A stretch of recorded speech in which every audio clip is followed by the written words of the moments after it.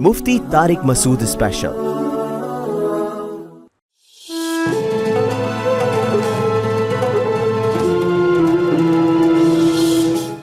बिस्मिल्लाहिर्रहमानिर्रहीम। अस्सलामु अलैकुम ख़वातीन व हज़रात, मैं आपका मेज़बान आसिफ़ इकबाल अपने मौजूद मेहमानों के साथ आपके पसंदीदा प्रोग्राम रमज़ान स्पेशल विद मुफ्ती तारिक मसूद साहब, और मैं मेहमानों का तारुफ़ करवाता हूँ। हमारे साथ मौजूद हैं अज़मान साहब। अज़मान भाई, क्या हाल चाल है? अस्सलाम वालेकुम। वालेकुम अस्सलाम। और हरदिल अज़ीज़ शख्सियत मुफ्ती तारिक मसूद साहब, अस्सलामु अलैकुम व रहमतुल्लाहि व बरकातुहू। कैसे मुफ्ती साहब, खैरियत से? अल्हम्दुलिल्लाह जी, अल्लाह का शुक्र है। सब खैरियत, घर पे सब सेट? चलें, गुड। आज जो नाज़रीन टॉपिक है वो बड़ा ही इंपॉर्टेंट टॉपिक है।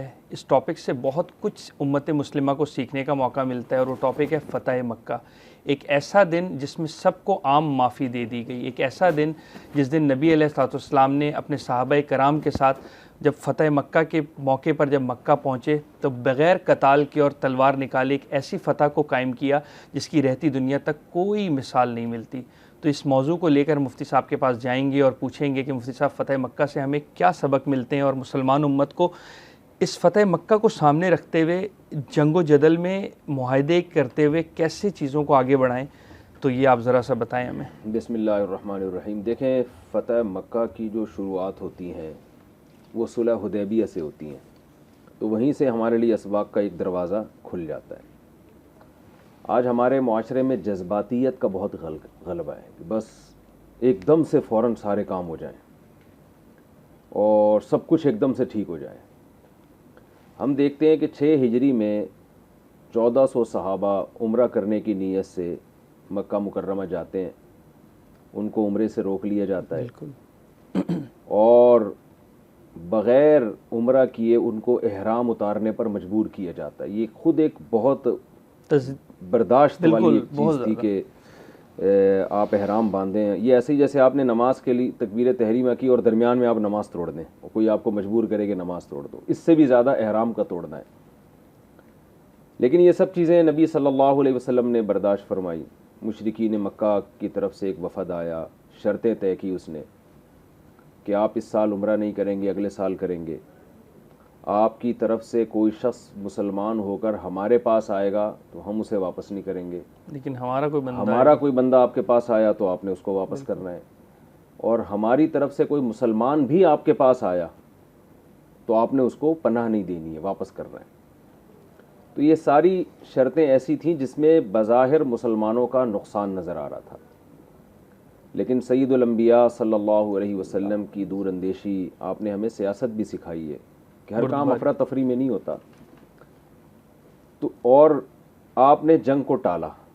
आप ये जानते थे कि अगर जंग टल जाती है, चाहे हम शराइत में दब के शराइत तस्लीम करें, बज़ाहिर ऐसा जो हमें दब रहे हैं हम, कोई बात नहीं, हमें तबलीग का मौका मिलेगा मदीना में, क्योंकि मुसलसल जंगों की वजह से आप सल्लल्लाहु अलैहि वसल्लम दावत और तबलीग का काम कर नहीं पा रहे थे। बादशाहों को खतूत लिखना और फिर जो अड़ोस पड़ोस में यहूदी कबाइल थे उनसे निमटना भी नामुमकिन हो रहा था कि बड़ा दुश्मन थे, यानी मक्का वाले तो ये बड़े दुश्मन थे। तो आप सल्लल्लाहु अलैहि वसल्लम चाह रहे थे कि किसी तरह से जंग टल जाए ताकि हमें एक सुकून के साथ एक तबलीग का मौका मिले। अब जब जंग टली है और मुसलमानों ने शराइत कबूल की हैं जिनमें मुसलमानों के ख़िलाफ़ शराइत जा रही थी तकरीबन इसी दौरान हज़रत अबू जुंदुल रज़ी अल्लाह ताला अन्हु इस्लाम कबूल करके इधर आते हैं, तो आप उन्हें वापस कर देते। बिल्कुल। तो वो कहते भी हैं, या रसूल अल्लाह, आप मुझे मुशरिकीन के हवाले कर रहे हैं, तो आप कुछ नहीं कहते। हालांकि मुआहदे पे अभी दस्तखत नहीं हुए, सिर्फ ज़बानी मुआहदा तय हुआ है। तो ये बड़े दिल गुर्दे की बात होती है, बर्दाश्त की बात होती है, तहम्मुल से काम तहम्मुल की बात होती है। मैं कहता हूँ आज हमारे दीनदार तबके में अगर बुर्दबारी आ जाए, तहम्मुल आ जाए, तो बहुत सारे काम बन जाएंगे। तो क्या हुआ, इसका मौका ये मिला कि नबी सल्लल्लाहु अलैहि वसल्लम को अरब कबाइल को इस्लाम की दावत देने का भरपूर मौका मिला। कुछ वक्ती नुकसान तो हुआ, अपने कुछ साथी वहाँ चले, यानी उनको वापस कर दिया आपने, और जो एक जोश इंतकाम था, 1400 सहाबा ने जो दरख्त के नीचे आपके हाथ पे बैत की थी मौत पे, तो जो मौत पर बैत कर रहे हो उनके लिए बग़ैर लड़े वापस जाना और मुशरिकीन की शराइत मान के वापस जाना कितना मुश्किल काम है। लेकिन इत्तिबाए रसूल और उसके आगे सारी बात ख़त्म हो जाती है। तो उसके बाद सहाबा कराम को हुआ ये था उस जंग में, उस मुआहदे में, कि अरब के कुछ कबाइल ऐसे थे जिनकी आपस में जंगें रहती थीं, जिनमें बनु बकर और बनु खिज़ा मशहूर कबीले थे। तो तय ये हुआ उन शराइत में कि जिस कबीले ने नबी सल्लल्लाहु अलैहि वसल्लम की पनाह में आएगा तो मुशरिकीन मक्का उस पर हमला नहीं कर सकते। यानी मुसलमानों के किसी भी दोस्त कबीले को पर अगर मुशरिकीन मक्का ने हमला किया तो वो मुसलमानों पर ही हमला समझा जाएगा, तसव्वुर किया जाए। और मुसलमानों ने अगर मुशरिकीन के साथ देने वाले किसी कबीले पे हमला किया, उनके दोस्त कबीले पे हमला किया, तो ये मुशरिकीन मक्का पे समझा जाएगा। बिल्कुल समझा जाए। जैसे इत्तेहाद बन जाते हैं ना कि यूरोपियन इत्तेहाद है, भाई किसी यूरोप के एक कंट्री पे आप हमला करेंगे तो बाकी कंट्री समझेंगे कि हम सब पे हमला है। अरब के किसी एक कंट्री पे हमला होगा तो बाकी समझेंगे हम सब पे हमला है। ऐसे मुल्कों में जो इत्तेहाद होते हैं वो अलग बात है, अरब समझते नहीं है। इराक़ पे हमला हुआ तो बाकी सारे अरब खामोश थे, लेकिन इस तरह के एग्रीमेंट होते थे। तो उस वक्त भी एग्रीमेंट हुआ कि जो कबाइल नबी सल्लल्लाहु अलैहि वसल्लम के साथ होंगे, चाहे वो गैर मुस्लिम ही हों, तो मुशरिकीन उन पे भी हमला नहीं करेंगे। तो यहाँ हुआ ये कि ना हमला करेंगे ना हमला करने वाले की मदद करेंगे। तो इस तरह से मुशरिकीन और अहले इस्लाम में जंग बंदी हो गई, और आप सल्लल्लाहु अलैहि वसल्लम को मौका मिला इस दौरान। आप सल्लल्लाहु अलैहि वसल्लम ने अड़ोस पड़ोस के जो यहूदी थे उनसे भी आपकी जंगें हुई फिर, क्योंकि वो बहुत शरारतें कर रहे थे। इतने बड़े दुश्मन की वजह से उनसे निमटना बहुत मुश्किल हो रहा था। और तबलीग का भी मौका मिला तो 8 हिजरी में 2 साल के अरसे में एक बहुत बड़ा मुसलमानों का लश्कर तैयार हो गया। इधर हुआ ये है कि ये जो बनु बकर था ना, इन्होंने बनु खिज़ा पे हमला कर दिया रात के वक्त में। चश्मे पे कुछ लोग इनके आए हुए थे, तो इन्होंने उन पे हमला करके उनके कुछ बंदों को कत्ल कर दिया, ये सोच के कि जंग बंदी हुई भी है दोनों तरफ, तो अब हमारी अपनी जो पुरानी दुश्मनी है हम वो निकालते हैं, उससे निमट लेते हैं। तो जब ये हमला किया है तो मुशरिकीन मक्का ने बनु बकर का रात के अंधेरे में साथ दिया, उनको असलहा भी फराहम दिया, और कुछ अफराद भी जंग में शरीक हुए जो कि मुआहदे की बिल्कुल खिलाफ वर्जी थी, क्योंकि बनु खिज़ा का मुसलमानों के साथ थे वो। तो अरब मुशरिकीन के लिए ये एग्रीमेंट की रूह से ये अलाउड नहीं था कि वो किसी और का साथ दें, जिससे किसी ऐसे मुसलमानों की कबीले का दोस्ती साथ दें जो मुसलमानों के कबीले के साथ मिला, मुसलमानों के साथ मिला। वो मुशरिकीन मक्का ने साथ दिया। नबी सल्लल्लाहु अलैहि वसल्लम को तवातुर से इसकी खबरें पहुंची कि मुशरिकीन मक्का ने गद्दारी की, यानी अहद शिकनी की है। यहाँ तक हुआ कि बनु खिज़ा हरम जाके पनाह मांगने लगे कि ये अल्लाह का घर है, आप हमारे बंदों को कत्ल न करें। तो मुशरिकीन मक्का ने हरम का भी ख्याल नहीं किया। तो जब ये बात हुई है तो आप सल्लल्लाहु अलैहि वसल्लम ने फिर जंग का इरादा किया कि भाई मुआहदा तुमने तोड़ दिया है, लेकिन आप सल्लल्लाहु अलैहि वसल्लम ने इस जंग को मख्फी रखा। अम्मी आयशा रज़ी अल्लाह ताला अन्हा से तज़किरा किया, और यहाँ तक कि उनसे कहा कि आपने भी किसी को नहीं बताना है। तो आप सल्लल्लाहु अलैहि वसल्लम ने इरादा किया कि अब मक्का पे हम हमला करेंगे। हज़रत अबू सुफियान जो उस वक्त तक मुसलमान नहीं थे, उनको जब इल्म हुआ तो कि हमारी तरफ से मुआहदे की खिलाफ वर्जी हुई है, तो वो खौफज़दा हो गए कि अब ये मुसलमान जो है ये हम पे हमला करेंगे और ये पावरफुल हो चुके हैं। तो वो मदीना आए और उन्होंने बहुत कोशिश की कि नए सिरे से दोबारा एग्रीमेंट किया जाए कि हम अपनी गलती मानते हैं, हमसे मुआहदे की खिलाफ वर्जी हुई है, तो हम इस एग्रीमेंट को रीन्यू करते हैं। ठीक। तो वो जिसके पास भी गए हैं किसी ने भी उनकी बात नहीं सुनी। नबी सल्लल्लाहु अलैहि वसल्लम के पास गए, अपनी बेटी उम्मे हबीबा के पास गए जो नबी सल्लल्लाहु अलैहि वसल्लम के निकाह में थी। हज़रत उम्मे हबीबा ने अपने वालिद को आप सल्लल्लाहु अलैहि वसल्लम के बिस्तर पे भी बैठने नहीं दिया। तो अबू सुफियान मायूस होकर आ गए कि जाके ना फिर मदीना में खुद ही ऐलान कर दिया कि हमारी तरफ से ये मुआहदा हम रिन्यू कर रहे हैं, ठीक है ना, क्योंकि उनको ये था खतरा कि मुआहदे की हमसे खिलाफ वर्जी हुई है, अब मुसलमान पावर में है, वो पहले वाली हालत नहीं है, तो ये हम पे हमला करेंगे।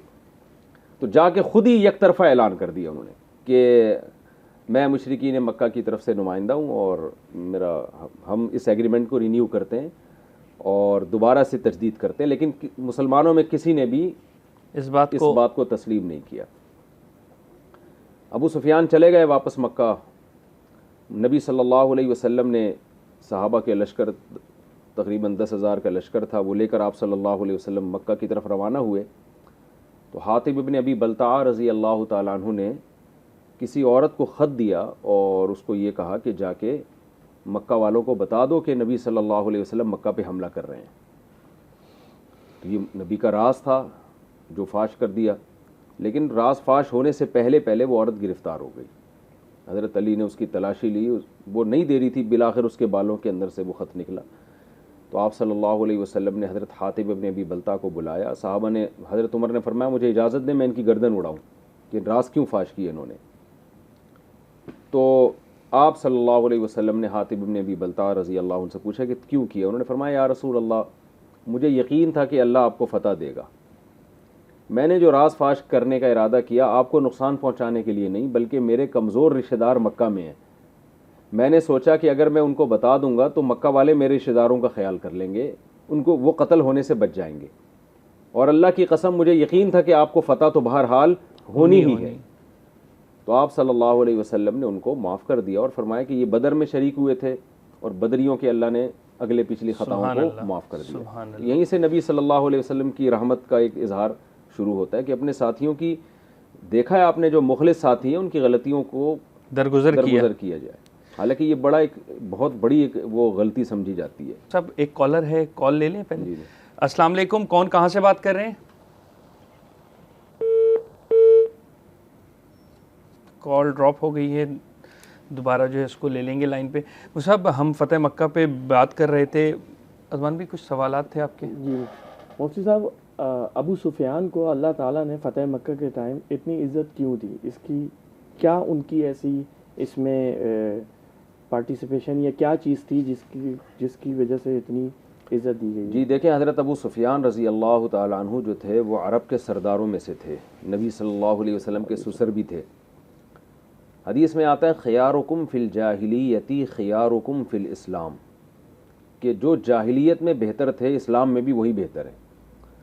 तो हज़रत अबू सुफियान अगरचे जाहिलियत में इस्लाम के बहुत बड़े दुश्मन रहे हैं और जंगों में कमांडर बनते रहे हैं मुसलमानों के ख़िलाफ़, और फ़तह मक्का के मौके पे भी उस वक्त तो उन्होंने खैर कोशिश की कि सुलह हो जाए किसी तरह से, लेकिन सलाहियत थी तो सरदार बने ना।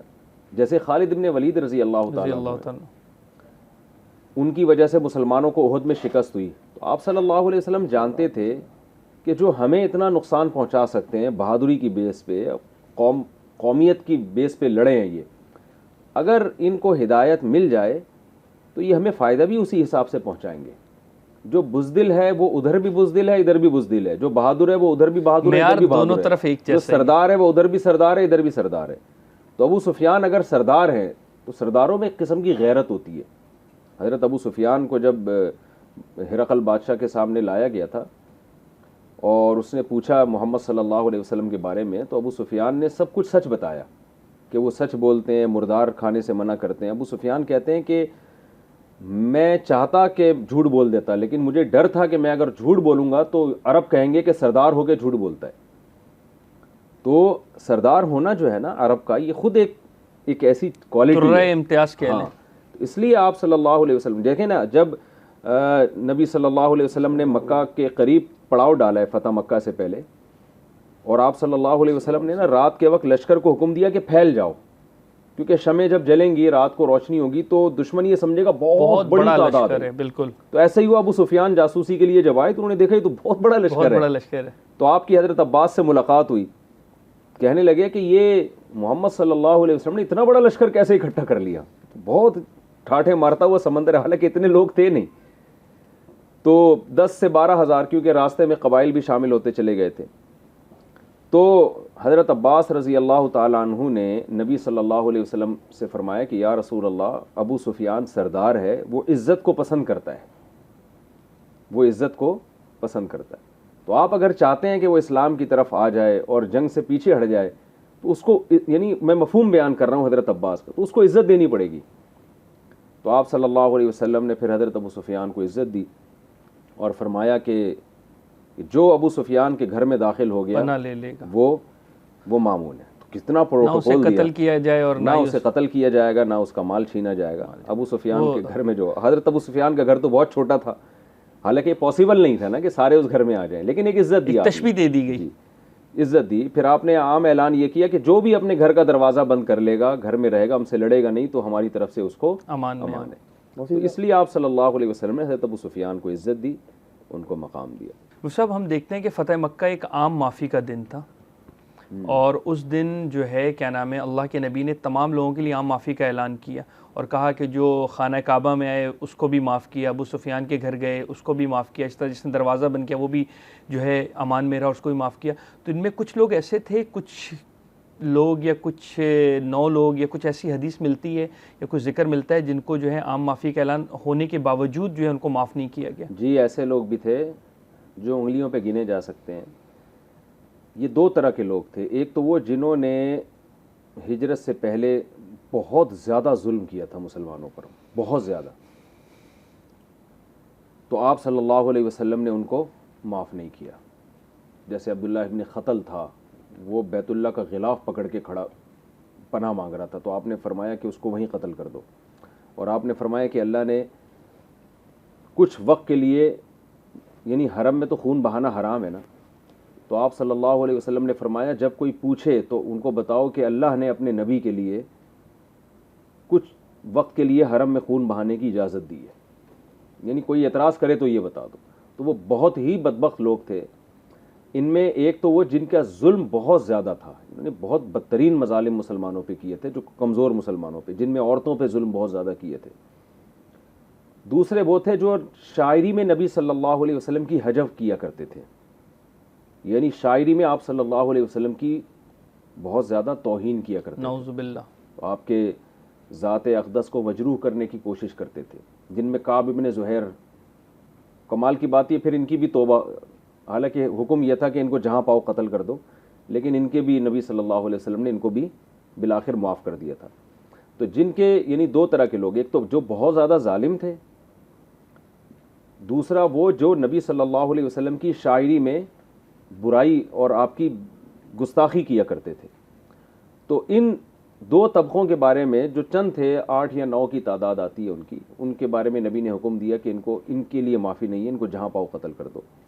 लेकिन फिर इनमें भी चंदे को आपने माफ़ किए जब वो नबी के पास आए और उन्होंने तौबा ताइब की और ये किसी को सिफारशी बना के लेकर आए। जैसे काब इब्न ज़ुहैर ही हैं, ये मशहूर शायर थे, नबी की हजब करते थे, तो ये छुपते फिर रहे थे मक्का में, इनके कत्ल का हुक्म था।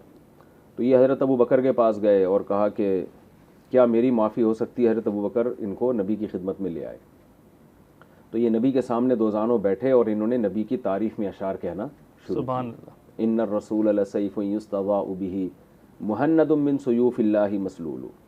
अच्छा, कमाल ये है कि पहले ना अरब में आदत ये थी कि जब भी शायरी करते पहले अपनी महबूबा का तस्करा करते थे, ये अरब की आदत थी। तो इन्होंने भी बैठ के नबी की खिदमत में अपनी महबूबा का तस्करा छेड़ दिया, ये एक उनका कल्चर था। तो आप सल्लल्लाहु अलैहि वसल्लम ने कुछ नहीं कहा इनको कि भाई मेरी मुक़द्दस महफिल में तुम अपनी महबूबा का तस्करा छेड़ रहे हो, क्योंकि अभी नए नए आए हैं, तो उनकी रियायत की। तो बार सुआदुन फ़क़ल बिल यौम मबतूलु मुतय्यिमुन इसरहा लम युफ़द मक़बूलु। सुआदा चली गई और मेरा दिल टुकड़े टुकड़े है, और सुआदा जो मेरी महबूबा है उसके पीछे मेरा दिल गया सीने से निकल के, और उसका कोई ऑल्टरनेट दिल भी नहीं है मेरे सीने में, एक ही दिल था वो उसके पीछे चला गया। तो नबी सल्लल्लाहु अलैहि वसल्लम का ज़र्फ़ था। ये भी मैं कहता हूँ सीरत से सीखने की चीज़ है ना। लोग मौलाना तारिक जमील साहब पे आज एतराज़ कर रहे होते हैं कि वो फ़लानी अदाकारा से मिल लिए, उसके सर पे हाथ रख लिया। तो भाई थोड़ा सा ज़र्फ़ को कुशादा करो। आप किस तरह से लोगों को दीन की तरफ, क्या वो उसको फतवे दे के दीन पे लेकर आएंगे कि तू गानों में नाचती क्यों है, तू यूँ क्यों करती है, तो इस तरह कौन दीन पे आएगा। तो वो अपनी महबूबा का उन्होंने पूरी एक नज़म कही अपनी महबूबा के बारे में, अरब की आदत थी। उसके बाद फिर नबी सल्लल्लाहु अलैहि वसल्लम की शान बयान करना शुरू की, और ये वो थे जिनके कत्ल का हुक्म था कि इनको जहाँ पाओ कत्ल कर दो, और अभी तक इस्लाम कबूल नहीं किया है, लेकिन नबी सल्लल्लाहु अलैहि वसल्लम के सामने अबू बकर को सिफारशी बना के लाए। बाज़ उलमा कहते हैं हज़रत उमर के पास जाते ना तो यहाँ तक नौबत पहुँचनी नहीं थी वो पहले ही काम तमाम कर देते। तो इसमें भी एक हिकमत होगी। जी हाँ। तो फिर जब इस शेर पर आए हैं, इन्नर रसूल लसैफ़ुन युस्तज़ाउ बिही मुहन्नदुम मिन सुयूफ़िल्लाहि मसलूलु, कि पैगम्बर सल्लल्लाहु अलैहि वसल्लम वो तलवार हैं कि जो न्याम से निकली हुई तलवार, और हिंदी तलवार है, और अल्लाह की तलवारों में से एक तलवार है। सुभान अल्लाह। यानी वो तलवार है जिसके जोर में, जिसमें इतना जोर है कि आज मेरे जैसा शख्स भी, उसको भी इस्लाम के अलावा कोई और रास्ता नज़र नहीं आ रहा। सुभान अल्लाह। तो ये जब उन्होंने अल्फाज कहे हैं तो आप सल्लल्लाहु अलैहि वसल्लम को इतनी खुशी हुई कि आपने अपनी चादर मुबारक उतार के उसी वक्त उनको हदिया दे दी। कहाँ थोड़ी देर पहले हुक्म था कि जहाँ पाओ कत्ल कर दो, और कहाँ आप सल्लल्लाहु अलैहि वसल्लम ने अपने जिस्म अतहर पे जो चादर मुबारक थी वो चादर आपने उनको हदिया कर दी। बहुत से लोगों के कत्ल का आपने हुक्म दिया कि उनको उनके लिए माफ़ी नहीं है, लेकिन उनमें भी फिर बाज़ लोगों को आप सल्लल्लाहु अलैहि वसल्लम ने माफ़ कर दिया। इन्हीं में इक्रिमा इब्न अबी जहल भी थे, जो अबू जहल के बेटे हज़रत इक्रिमा थे। तो ये भी फ़रार हो गए थे मक्का से, लेकिन जब समंदर में सवार हुए हैं फ़रार होने के लिए तो समंदर में तूफ़ान आ गया। तो जब तूफ़ान आया, इनको मौत का ख़तरा हुआ, तो फिर इन्होंने अल्लाह से दुआ मांगी कि अगर अल्लाह ने मुझे ज़िंदगी दे दी तो मैं ये जो मुशरिकीन, जो कुरान कहता है ना, वइज़ा गशियहुम मौजुन कज़ुलली दअवुल्लाह मुखलिसीन लहुद्दीन, जब इनको समंदर की मौजें घेर लेती हैं तो अपने बुतों को नहीं पुकारते, फिर ये अल्लाह को पुकारते हैं। तो फलम्मा नज्जाहुम, जब अल्लाह इनको निजात दे देता है तो कुछ तो अपने उस तौहीद पर कायम रहते हैं और कुछ फिर वापस उस शिरक पर आ जाते हैं। तो हज़रत इक्रिमा रज़ी अल्लाह ताला अन्हु, जो अबू जहल के बेटे थे, जब वो तूफ़ानी मौजों ने उनको घेरा है तो उन्होंने अल्लाह को पुकारा, और जब अल्लाह ने निजात दी तो आप भी मुसलमान हुए और इस्लाम में दाखिल हुए। ज़बरदस्त। जी अज़मान भी कुछ सवाल थे आपके? जी मुफ्ती साहब, फ़तह मक्का के बाद अल्लाह के नबी सल्लल्लाहु अलैहि वसल्लम ने किन चीज़ों को आम किया, मतलब कौन सी वो चीज़ें हैं जो उसके बाद आम हुई, मतलब उन पे उन्होंने उसको इम्प्लीमेंट करने को बोला या इसको आम किया, वो कौन सी सबसे पहली तो आम मुआफ़ी, ये एक बड़ी बात थी कि आप सल्लल्लाहु अलैहि वसल्लम ने खुलेआम इतने पावर में होने के बावजूद एक आम मुआफ़ी का ऐलान कर दिया। और उसका फिर फ़ायदा ये हुआ कि बहुत से लोग जो इस्लाम में के बड़े दुश्मन थे वो इस्लाम के बहुत बड़े सपोर्टर बने, जिनमें हज़रत अबू सुफियान ही को देख लेना, पहले दुश्मन थे। तो यही हज़रत अबू सुफियान ने फिर पूरी ज़िंदगी जिहाद में गुजारी है। मशहूर वाक़या हज़रत उमर रज़ी अल्लाह ताला अन्हु के पास हज़रत उमर के खादिम ने आके बताया कि दो अफराद मिलने के लिए आए हैं आपसे, एक बिलाल, हज़रत बिलाल हबशी जो ग़ुलाम थे, और एक अबू सुफियान। तो हज़रत उमर ने हज़रत बिलाल को पहले बुलाया, तो हज़रत अबू सुफियान थे और उनके साथ एक और अरब के सरदार थे। हज़रत अबू सुफियान को गुस्सा आया कि आज ग़ुलामों को सरदारों पे तरजीह दी जा रही है, ग़ुलाम को बुलाया जा रहा है, अरब के सरदार को छोड़ा जा रहा है। तो जो दूसरे सरदार थे उन्होंने कहा कि अबू सुफियान, जब इस्लाम कमज़ोर था तो इन लोगों ने इस्लाम का साथ दिया, हमने मुखालफत की। जब इस्लाम को अल्लाह ने क़ुव्वत बख्शी है तो उस वक्त हम इस्लाम में दाखिल हुए। तो ये तो अल्लाह ने आज बिलाल को दुनिया में इज़्ज़त दी है, तो आखिरत में अगर इज़्ज़त चाहते हो तो हमें वो तलाफ़ी करनी पड़ेगी जो हमसे माजी में हुई है।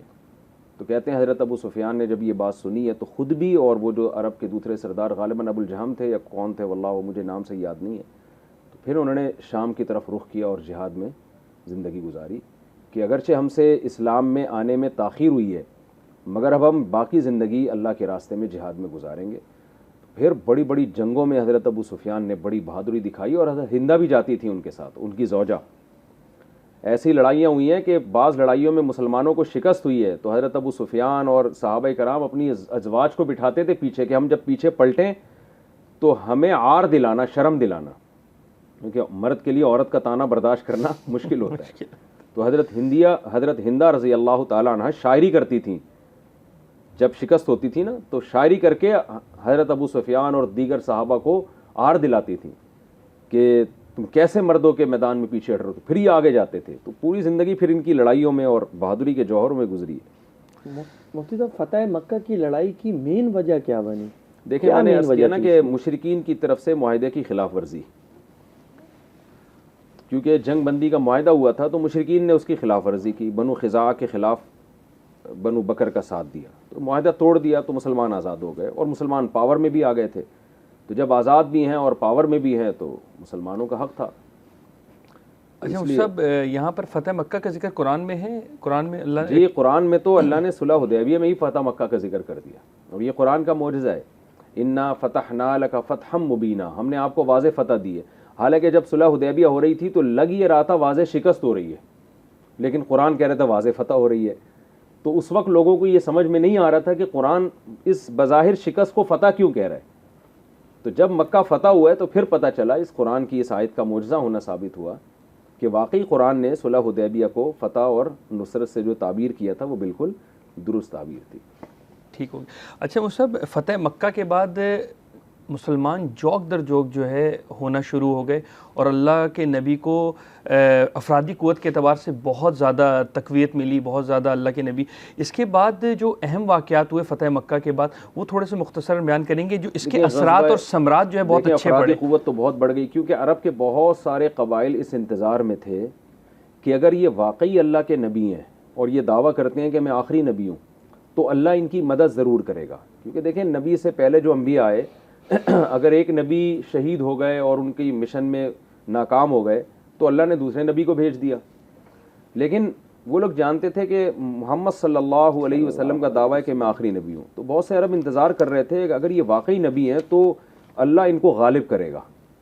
तो वो इंतज़ार में थे कि मक्का अगर ये फ़तह कर लेते हैं तो इसका मतलब ये सच्चे नबी हैं। तो जैसे ही मक्का फ़तह हुआ तो धड़ाधड़, जैसे सूरह इज़ा जाअ नस्रुल्लाहि वल फतह में है कि वराइतन नास यदखुलून फी दीनिल्लाहि अफ़वाजा, कि आप देखेंगे लोग फ़ौज दर फ़ौज दीन में दाखिल हो रहे हैं।